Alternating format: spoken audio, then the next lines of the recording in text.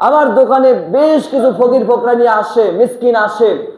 এক মিসকিন এক মহিলাকে আমি দেখি মাঝে মাঝে আসে, আমরা দেই, দোকানদাররা কয় টাকা করে দেয়? 1 টাকা, সর্বোচ্চ 2 টাকা। অনেক ফকির আসতেছে, মিসকিন আসতেছে। এই মহিলাকে দেখে আমি জিজ্ঞেস করলাম, এত মানে আমার ভিতরে কিউরিওসিটি জাগলো যে প্রত্যেকটা মানুষ, প্রত্যেকটা ফকির মিসকিন যারা আসে, এরা এসে বিভিন্ন রকমের অসুখের ভান করবে, কণ্ঠটা তাকে নরম, কিন্তু এই মহিলা যখন আসে হাসি মুখে খালি এই আসে দান নেওয়ার জন্য প্রস্তুত থাকে। তো একদিন একে আটকালাম, আটকে বললাম, কি খবর, আপনার বাড়ি কোথায়? আপনার দিকে সবসময় হাসি খুশি থাকেন।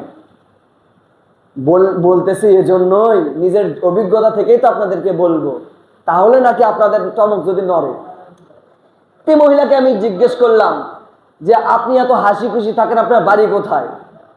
আপনার শরীর স্বাস্থ্য তো ভালোই দেখা যায়। তা বলতেছে, বাবা বাড়ি আমার ফুটানি বাজার, আমি পুরা বাড়িতে একলাই থাকি, আমার সন্তান আছে একটা ছেলে। কি সন্তান? ছেলে সন্তান। বিবাহ করাইছি, অনেক কষ্ট বিষ্ট করে লালন পালন করছি, কিন্তু বর্তমানে এমন অবস্থা, ওই ছেলে আমাকে রেখে শ্বশুর বাড়ি দিয়ে ওখানে থাকে, কামাই কাজ করে, যা কামাই কাজ করে শ্বশুর শাশুড়ি নিয়ে ওখানেই খায়, ওখানেই থাকে।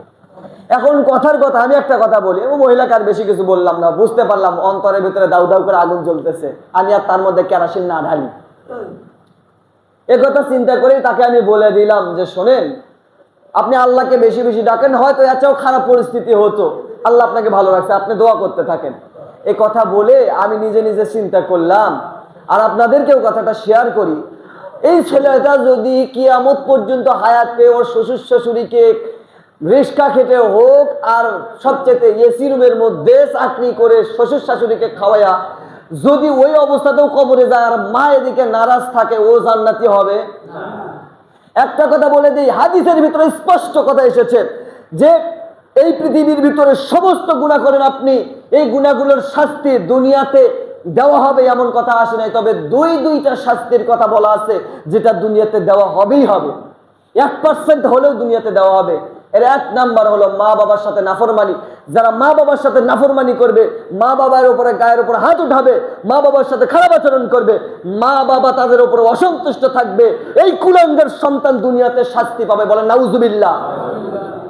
আর একটা হলো এই দুনিয়াতে যারা অবৈধ সম্পর্ক জিনাহের মধ্যে লিপ্ত থাকবে, এরা দুনিয়াতে শাস্তি পাবে। লিখে রাখেন, মনে রাখেন, অন্তরের মধ্যে লিখে রাখেন, এরা শাস্তি পাবে, শাস্তি না পেয়ে দুনিয়া থেকে যাবে না।